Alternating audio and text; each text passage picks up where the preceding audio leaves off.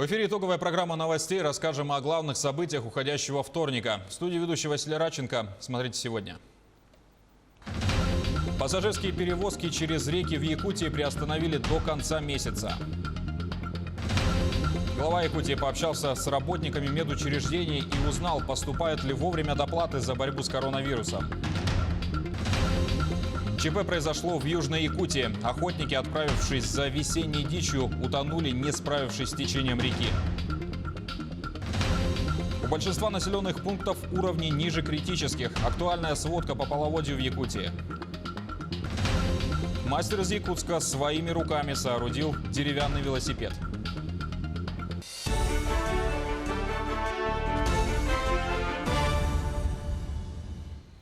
За последние сутки в России выявлено 9263 случая новой коронавирусной инфекции. Выписано по выздоровлению 5921 пациент. Таким образом, всего в стране зарегистрировано чуть менее 300 тысяч заболевших, а число выздоровевших пациентов увеличилось до 76 тысяч. Также за сутки зафиксировано 115 летальных случаев. За весь период в России от коронавируса скончались 2837 человек. Все действия глав районов в Якутии должны быть направлены на сохранение жизни и здоровья людей. Об этом в ходе селекторного совещания заявил руководитель региона Айсен Николаев. Он обратил внимание на случаи распространения инфекции в сельских наслегах. В селе Салбанцы Намского района возникла достаточно серьезная ситуация. Заболели несколько человек. Местами повышенной опасности для распространения коронавируса по-прежнему остаются и вахтовые поселки, и прииски. Большинство выявленных случаев в районах связаны именно с ними. Айсен Николаев обратил внимание, что в большинстве районов сейчас устанавливается достаточно теплая погода, и все труднее удерживать людей в домах и квартирах. Поэтому глава поручил усилить социальную рекламу, а также по системе оповещения информировать население о соблюдении мер предосторожности, масочного режима и социального дистанцирования. Кроме того, Айсен Николаев сообщил об утверждении порядка мониторинга за местонахождением граждан, находящихся на самоизоляции, посредством геолокации. Особенно это актуально для крупных городов республики. Перевозка пассажиров судами на воздушной подушке приостановлена до 31 мая. Соответствующий указ подписал глава Якутии. Ограничения коснулись водного транспорта, работающего по маршрутам на реках Лена, Алдан и Вилюй.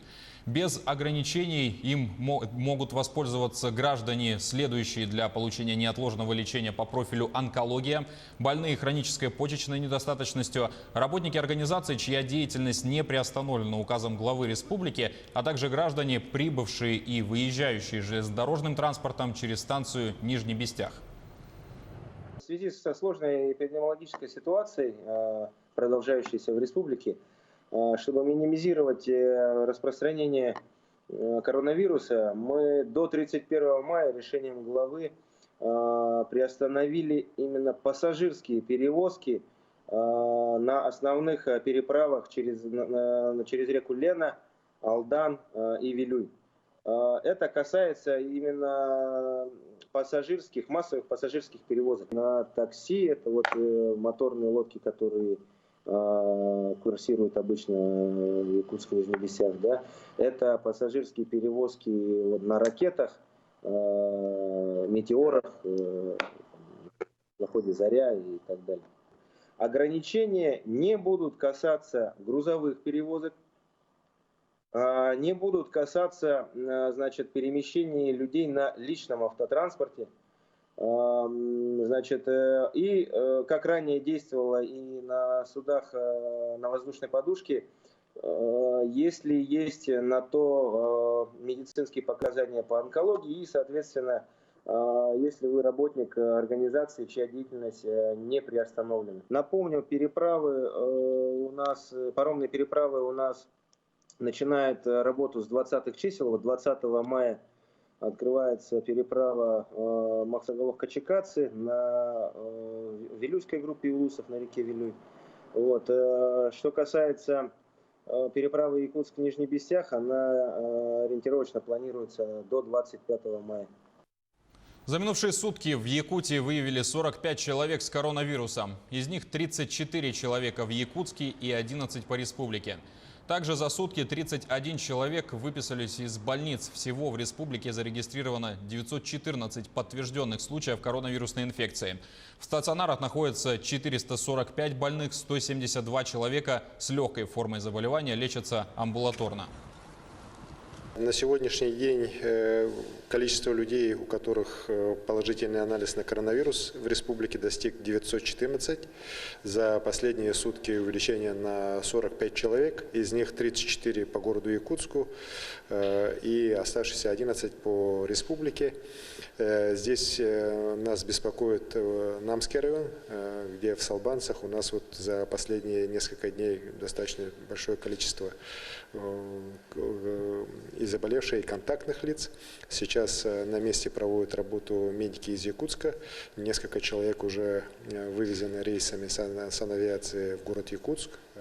Проходит лечение также и в самих Намцах. Ну, в зависимости от ситуации мы будем дальше смотреть и принимать меры. Еще 280 рабочих вывезли с Чаендинского месторождения. Вывоз произвели 3 спецрейсами накануне. Об этом сообщил региональный оперативный штаб. Так, в Абакан 2 рейсами вылетели 192 вахтовых рабочих. По маршруту Талакан-Челябинск-Пермь-Казань вылетели 88 человек.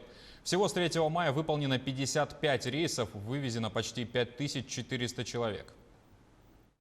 По Чаендинскому месторождению у нас практически вопросы уже урегулированы. Оно у нас сегодня 5500 человек уже вывезено из Чаендинского месторождения. По оставшимся идет работа.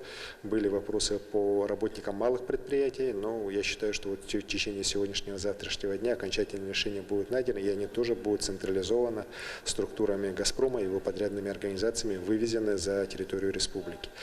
Те же из работников, находящихся на Чаендинском месторождении, которые являются жителями республики Саха-Якутия, они будут проходить обсервацию в городе Ленске, и часть из них уже прибыла в Ленске и сегодня проходит обсервацию 14-дневный карантин. По количеству тестов на коронавирус на 100 тысяч человек Якутия входит в число лидеров по России. Об этом глава региона Сэн Николаев заявил сегодня во время ежедневного брифинга по эпидобстановке. За сутки было взято и обработано свыше 3000 анализов. По количеству тестов на 100 тысяч населения республика твердо входит в число лидеров по Российской Федерации. Это как раз позволяет нам выявлять максимальное количество положительных анализов именно на первоначальной стадии, когда человек еще бессимптомно переносит это заболевание, и, соответственно, амбулаторное лечение помогает человеку практически безболезненно проходить эту болезнь. Также глава Якутии лично проконтролировал получение медиками, задействованными в борьбе с COVID-19, стимулирующих выплат. Сэн Николаев по телефону пообщался с врачами, инфекционистами и рентгенологами центральных районных больниц Алданского, Ленского, Нерюнгринского районов и станции скорой помощи города Якутска. Медики рассказали, что за март и апрель месяцы полностью получили все стимулирующие выплаты, предусмотренные президентом Владимиром Путиным, правительством России и распоряжением главы Якутии. Заработную плату начислили с учетом переработки. Постановление 484, постановление Владимира Владимировича Путина, говорит о том, что попадают под эти выплаты всего 2 категории медицинских работников. Первая – это те, которые работают в красной зоне специализированных инфекционных стационаров, которые лицензированы и которые обеспечены тем оборудованием, необходимыми расходниками по методическим рекомендациям Минздрава Российской Федерации от 24 марта 2020 года. Лица врачебного состава, независимо от своей специальности, либо это офтальмолог, либо это инфекционист, либо хирург, которые получили образовательную лицензию в течение 36 часов, получают 80 тысяч рублей, младший медицинский персонал 25, средний 50 тысяч рублей. Независимо, еще раз акцентирую это внимание, от количества смен проработанных часов, либо какого времени открылся этот стационар. Начисляется по типу единоразовой премии, и дальше уже начисление идет по Трудовому кодексу, если есть переработка по сменам. Значит, вторая категория, которая попадает под эту выплату, это бригады скорой помощи. И вот здесь надо более точно акцентировать, что это только те бригады, которые определены приказом медицинской организации как специализированные инфекционные. То есть это те бригады, которые едут непосредственно к пациенту, у которого 100% есть ковидное заболевание. Вот эти бригады точно так же начисляются им независимо от смен, независимо от часов проработанных, по факту того, что они просто являются инфекционной бригадой, значит, премированная выплата, и в дальнейшем, если есть переработки там, на 1,5 смены, допустим, то они начисляются уже в рамках трудового законодательства. Что касается в республике, то мы выплаты сделали за апрель месяц и авансировали по 484-му путинскому постановлению за май. Эти выплаты вообще приравниваются к заработной плате медицинской организации, что первая, что вторая. И поэтому за апрель месяц по второму постановлению прочим медицинским работникам, которые работают с ковид, в том числе в зоне риска, будут получать к 1 июня значит, начисления. У нас, кроме этого, есть еще одно постановление, 129-е. Называется оно «Региональные выплаты», которые Айсен Сергеевич утвердил еще значит, в середине марта. Эти выплаты, помимо медицинским работникам, как раз-таки предусматриваются работникам, которые работают в обсерваторах. Это тоже очень важный вопрос. И коллеги, которые работают в обсерваторах, спрашивают, а почему мы не попадаем под путинскую выплату? Разъясняем. Потому что обсерватор – другая форма, вообще не медицинской организации, которая работает в основном со здоровыми людьми. Оно для этого и предназначено. И если в случае там могут быть факты выявления ковидных больных, они точно так же попадают под постановление 129 РГ. Значит, здесь не важно, кто работает, медицинский работник, работник образования, Минсельхоза. Если он работает в зоне обсервации, он также получает выплаты по 129-му региональному постановлению правительства Республики Саха-Якутия. От коронавируса в Якутске излечились еще 17 человек из числа студентов Северо-Восточного федерального университета. Напомним, что в одном из общежитий СВФУ был обнаружен очаг заражения. Болезнь зарегистрировали у 115 человек. На сегодняшний день 32 из них выздоровели. Само общежитие закрыто на обсервацию, а за здоровьем оставшихся там студентов следят сотрудники медклиники СВФУ. По сообщению ректора университета Анатолия Николаева, общежитие не является официальной больницей, а потому сотрудники не могут претендовать на дополнительные правительственные выплаты. Но вместе с тем, так как они работают в зоне определенного риска, руководство университета прорабатывает вопрос о доплатах. Наши врачи все-таки работают с нашими студентами, которые явно не болеют, но имеют подозрения. Но это не прописано в том, чтобы при работе со студентами какие-то выплаты были. Ну, конечно, надо будет вот это дальше обсудить, в юридическое поле вывести, да, и в дальнейшем посмотрим о тех или иных, может быть, стимулирующих выплатах. Если что, то университет готов оказать помощь своим коллегам, своим работникам, они не останутся без внимания. А пожилые россияне могут продлить больничные до конца месяца. Граждане 65 лет и старше, соблюдающие режим самоизоляции из-за коронавируса, не перешедшие на удаленную работу и не находящиеся в отпуске, могут получить электронные листки временной нетрудоспособности сроком действия до 29 мая. Изменения в правила внесло правительство России. Расчет пособия проходит по общим правилам. При стаже более 8 лет дни, проведенные на больничном, оплачиваются в 100% размере. Для расчета берется заработок за 2 года, но при этом ограничивается средним максимальным заработком в 70 тысяч рублей в месяц. Выявили 600 нарушений и провели почти 5000 проверок. В Айхальском ГОКе назвали лучших общественных уполномоченных по охране труда за прошлый год. Дипломы и денежные сертификаты получили 7 человек. О них расскажет Оксана Мизинцева. Развесить инструкции по профилактике коронавируса на стенде, да так, чтобы их заметил каждый проходящий мимо. В этот раз у Михаила Шиповского именно такая задача. Сколько их было за 6 лет работы, уполномоченный по охране труда, карьера юбилейный, уже и не вспомнит. Мужчина контролирует сразу 6 участков, работа нравится. Я считаю, что эта работа очень важна, потому что мы замечаем что-то, что замылилось в глазах других. Ну, люди работают на участке, что-то там не замечают уже, а мы приходим свежим взглядом, замечаем, подсказываем. соответственно, устраняют. Каждое замечание под контролем ее Александра Алешина общественный уполномоченный без внимания не оставит ни одну мелочь. То проконтролирует наличие средств индивидуальной защиты, то разрывы на перилах найдет. Сезонная работа, то есть постоянно холод. Наше руководство согласованно закупило клейкую ленту антискользящую. Мы ее на лестничном пролете везде переклеили. Это понизило травматизм рабочих. Среди общественных уполномоченных и молодые специалисты Евгений Кижапкин работает лишь 3 года. Однако за это время успел себя зарекомендовать. В коллективе его ценят за прошлый год. Евгений на своем участке выявил около 50 нарушений. Ежедневно поступают предложения по улучшению рабочих мест. Где-то это связано со складированием материалов, где-то это связано с проходами, более, скажем так, чтобы они были более удобными и безопасными для прохождения работников. Деятельность уполномоченных по охране труда координирует профсоюз «Профалмаз». Все уполномоченные – члены профсоюза. За 2019 год уполномоченные Айхальского ГОКа провели почти 500 проверок. Самые активные сотрудники, 108 человек, получили премию на сумму почти 1 миллион рублей. Оксана Мизинцева, Денис Хазов, телеканал «Алмазный край». Сейчас ненадолго прервемся и смотрите далее в программе. ЧП произошло в Южной Якутии. Охотники, отправившись за весенней дичью, утонули, не справившись с течением реки.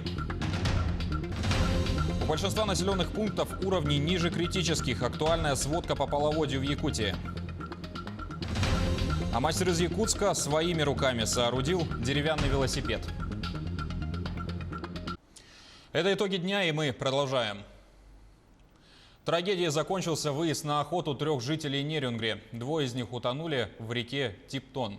По словам очевидца, 3 охотников, навесив на себя патронтаж и оружие, без спасательных жилетов на резиновой лодке грузоподъемностью до 200 килограммов пытались переправиться через горную реку. Охотники не смогли причалить к противоположному берегу. Лодку стало сносить. Люди пытались схватиться за кусты, в результате чего лодка перевернулась. На берег выбрался только один из охотников. Спасатели обнаружили 1 жертву более чем километре от места ЧП. Поиски 2-го продолжаются. А сейчас об обстановке на реках Якутии. На вечер вторника она следующая. Итак, на реке Лени Нижняя Кромка находится в 200 километрах ниже населенного пункта Сангар-Кобяйского района. Уровень воды 8 метров 74 сантиметра при критической отметке в 11,5 метров. Ледоход редкий, верхняя кромка выше населенного пункта Сангар-Кобяйского района. На реке Алдан нижняя кромка вышла в устье, верхняя кромка у населенного пункта Дыгдал Усть-Алданского района. Уровень воды там ниже реки, ледоход редкий.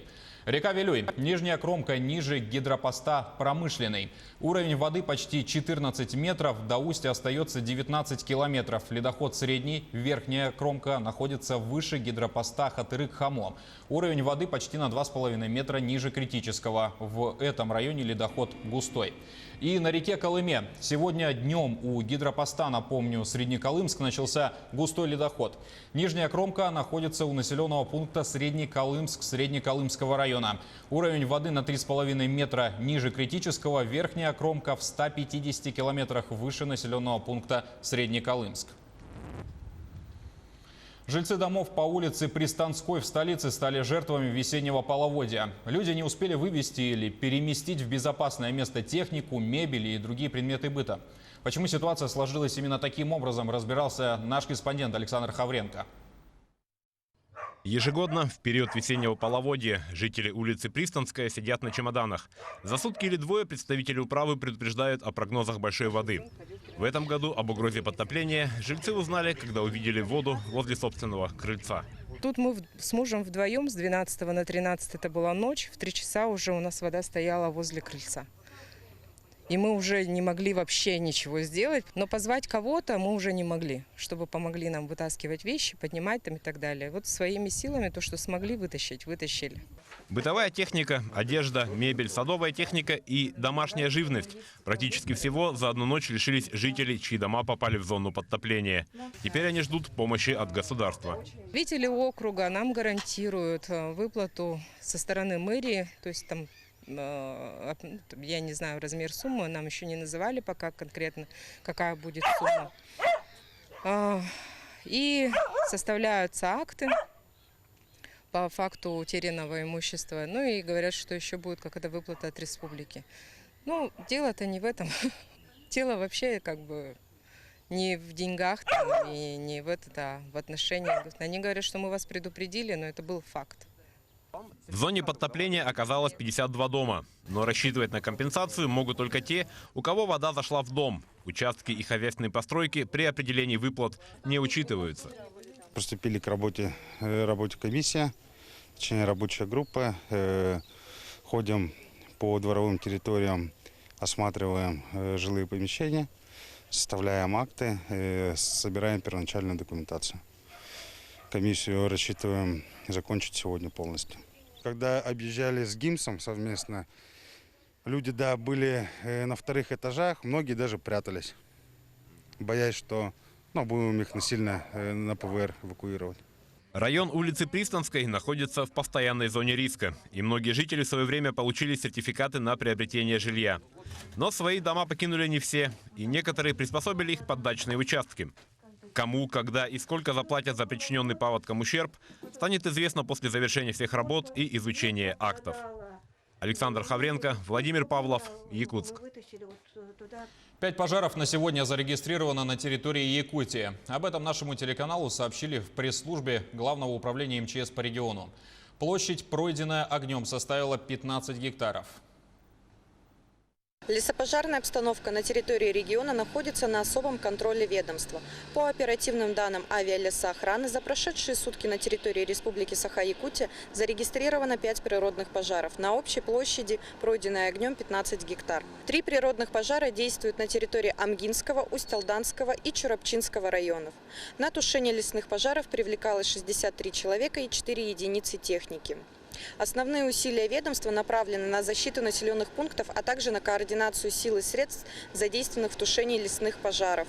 Все превентивные мероприятия по противопожарной защите населенных пунктов выполнены. Рядом с одним из жилых домов Ленска провалился грунт, образовав 3-метровую яму. Инцидент случился по адресу Орджоникидзе, 14. В социальных сетях появились фотографии с места происшествия. Горожане начали высказывать разные предположения о причинах ее появления. Объяснения ожидали в городской администрации. В этом месте в 80-х годах был вкопан септик для многоквартирных домов. И когда канализационную систему подключили к коллекторной сети, этот септик не был утилизирован. Ущерба имуществу граждан не нанесено, пострадавших нет, а коммунальщики уже приступили к ликвидации аварии. Значит, нами было принято решение оградить все это дело. А также, так как мы, как управляющая компания, не имеем собственной песчано-гравийной смеси, мы заказали автомобиль большегрузный «Вольво», значит, для того, чтобы ликвидировать этот провал. На сегодняшний момент ожидаем загрузки автомобиля. Как автомобиль загрузится, мы его сопроводим и устраним данный провал. Железные детали, низкая посадка и деревянный корпус. Мастер из Якутска Юрий Яковлев саморучно изготовил велосипед из дерева. Изделие сразу стало местной достопримечательностью, а самому Юрию теперь не дают прохода любопытные граждане. С мастером пообщалась и наш корреспондент Саргалана Неустроева. Увлекаться столярным искусством Юрий начал в 2016 году. Переломным моментом для него стало ухудшение здоровья. Как признается мастер, с работы пришлось уйти, а денег перестало хватать. Да и желание развиваться сыграло немаловажную роль. Тогда-то Юрий вспомнил заветы своего учителя по труду и решил попробовать себя в качестве столяра. В детстве у нас в деревне, там, в Бердестяхе, Виктор Прокопьевич был учитель труда. Вот. К нему мы на кружок ходили, там, из дерева вырезали. Так что, как бы навыки вот эти вот к дереву еще с детства, наверное. В основном начинал там с маленьких коробочек, ящичков там для цветов, там подарочные коробочки простые, вот фанерные. Начинал с этого. Уже в детстве мастер начал увлекаться различного рода велосипедами. Сейчас же его скромную коллекцию венчает деревянный велосипед собственного производства. Причем при создании изделия Юрий не опирался ни на один чертеж, а действовал буквально по наитию. Вдохновлялся ретро-культурой и работами западных мастеров. Если посмотреть с точки зрения бизнеса, рынка, да, по моему мнению, он уже перенасыщен, скажем, этностилистикой, либо не то что этностилистикой, а национальными вот этими колоритами. Это что в мебели, что в интерьере. Это уже перенасыщение идет. Было бы хорошо, если бы мастера, конечно, бы сделали стилистику в этностиле, но более в современном каком-то укладе. А то, что касается вот моего стиля, я больше, наверное, ориентируюсь как-то, ну, как сказать попроще, европейский, что ли, такой, ретро, старинное. Мне больше вот нравится что-то вот связанное со стариной. Сейчас у Юрия уже появились первые заказчики, желающие прокатиться на собственном деревянном велосипеде. Однако стоит это удовольствие недешево, порядка 60 тысяч. Помимо этого, Юрий изготавливает деревянные предметы декора. Однако клиентская база мастера в основном состоит из родственников, друзей и знакомых. У нас получается тестовая экспериментальная модель. Вот. И в случае вот удачи, ну, как я понял, это уже удачная модель, вызвавшая фурор, да? Вот. Будут доработки, улучшения. И еще основные работы пойдут по облегчению веса. И здесь у нас по ходовой никаких изменений нет, не будет, потому что ходовая себя очень хорошо зарекомендовала. Как говорится, дальше больше. Пока останавливаться на одном только деревянном велосипеде Юрий не планирует. В задумке мастера уже есть грандиозный проект создания небольшого судна совместно с детским яхт-клубом. Правда, пока для этого нет необходимых ресурсов. Однако это вряд ли остановит талантливого мастера. Саргалана Неустроева, Владимир Павлов, Якутск. Единственному в республике театру куклы исполнилось 35 лет. Уже несколько поколений юных нерюнгринских зрителей было воспитано на его детских спектаклях. Александра Цыбикова пообщалась с работниками театра. Для поддержания связи со зрителем работники театра создали свой YouTube-канал и страницы в социальных сетях. Там можно посмотреть онлайн-спектакли на дому и не только. Мы представляем там спектакли как для детей, так и для взрослых. У нас есть специальные рубрики созданы для самых маленьких. Также мы рассказываем сказки. Потом у нас есть рубрика «Мышка-малышка». Там кукла-мышки, она рассказывает стихи для деток и задает им задания. Вот. Мы непременно ждем, чтобы детки смотрели и отправляли нам свои рисунки. Много интересного пришлось на май. Рассказы о героях войны, монологи, песни военных лет и постановки к Первомаю. И сейчас работа продолжается и набирает зрительскую активность. Но уже не в зале, а у мониторов компьютеров. Бутафоры дома изготавливают какие-то куклы, какие-то поделки. У нас всегда есть мастер-классы по онлайну, поэтому любой может зайти, посмотреть и даже научиться этому дома. Это, я думаю, там очень рассказано доходчиво и вообще ничего сложного нет. В этом году работники театра подали 2 заявки на получение грантов. Также по приглашению Костромского областного театра кукол Нерюнгринский театр участвует в онлайн-фестивале. Из-за эпидобстановки 2 спектакля так и не вышли в свет. Поэтому по окончанию ограничений артисты представят зрителю новые постановки. Это спектакль для взрослого зрителя «Свободная пара», бенефис нашей заслуженной актрисы Никифоровой Кристины. И для наших маленьких зрителей «Каша из топора». Русская народная сказка. Нельзя не отметить, что так и не прошел долгожданный гала-концерт финального этапа фестиваля «Золотой ключик», который также ждет своего часа. Большая работа была проделана, комиссия посетила 14 детских садов, были представлены постановки в разных стилях и жанрах, около 300 дошкольников примерили на себя роль актера театра.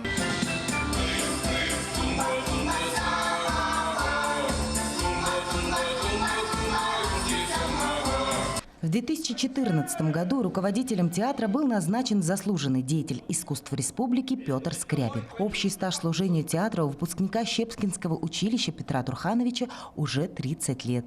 Ну, наверное, уже не одно поколение выросло детей, которые смотрели наши спектакли. Сейчас уже сами водят своих детей на наши спектакли, с удовольствием ходят. Вот. И мы очень надеемся, что все равно пройдет вот этот период, и мы встретимся с нашим зрителем. Юбилей хоть и не был торжественным, но для актеров, что еще с 90-х годов радуют зрителей с этой сцены, это действительно большой праздник. Хочется сказать, что мы вас очень любим, дорогие наши зрители, и мы вас ждем. И всегда рады вас видеть. На сегодняшний день в театре трудится 46 человек, из них 15 – актерский состав. Это талантливые, артистичные, пластичные, музыкально и вокально одаренные артисты-кукловоды. Время не стоит на месте, но неизменным остается верность искусству и любовь к зрителю. Александра Цыбикова, Захар Головин, Нерюнгри. Это были главные новости уходящего вторника. Наш телеканал продолжает следить за развитием событий и держать вас в курсе. Берегите себя и до свидания.